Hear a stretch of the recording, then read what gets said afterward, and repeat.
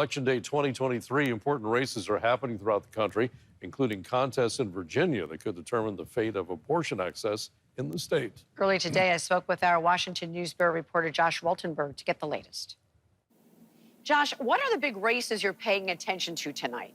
Yeah, good evening, Maria. There's a lot of big races across the country tonight. There are 2 gubernatorial races. There are a couple of issues on the ballot in Ohio. And then there's basically the entire Virginia state legislature that's up for grabs. And a lot of people are looking at that Virginia state legislature, 140 seats that are up for grabs right now. And it'll be really interesting to see.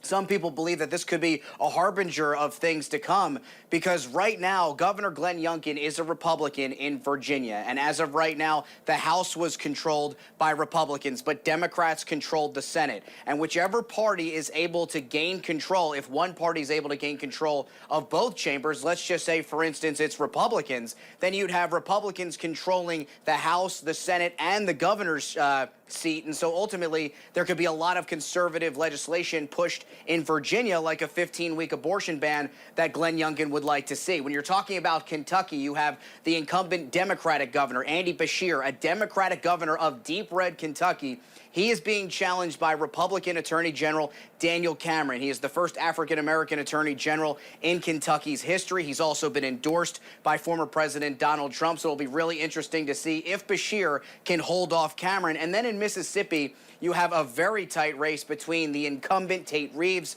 and also the Democratic challenger, Brandon Presley, who's actually the second cousin of Elvis Presley in Mississippi. So we'll wait to see if Presley can get all shook up here and shake up things, and if the people there can't help but fall in love with him. Oh, interesting race there. So there are also a few issues front and center in Ohio, including abortion and marijuana. Yeah. What more can you tell us about that?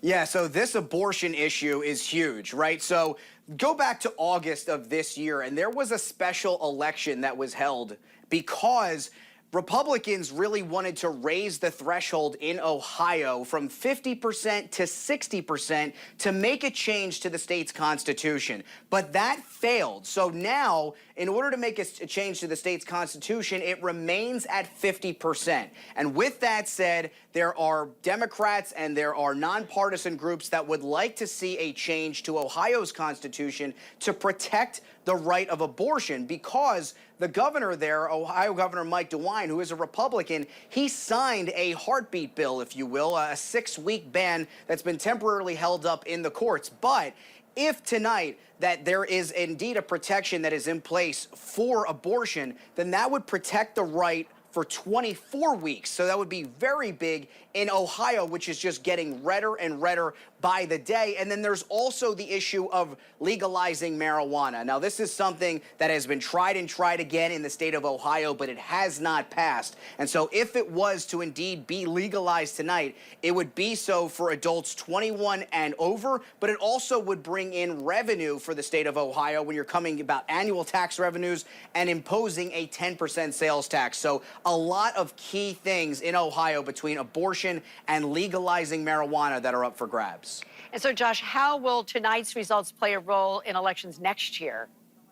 Yeah, I'm no psychic, but I'm going to play one on TV at the moment. Look, the 2 big things that people say when you're talking about off years for elections is they're often seen as a referendum on the sitting president. And right now, President Joe Biden's approval ratings are in the 30s. They're not good for the sitting president who is running for re-election. So the question will be will Democrats be hurt tonight by President Biden's low approval ratings? If they're not, the chances are is that abortion is going to be a huge issue that ultimately drives Democrats to win tonight. And if that is the case, then perhaps it's a glimpse of things to come in 2024, where Democrats will certainly try to make abortion one of the key issues in the 2024 presidential election and every seat that's up for grabs in Congress. All right. Thank you, Josh. Josh Waltenberg with our Washington News Bureau. Thanks again.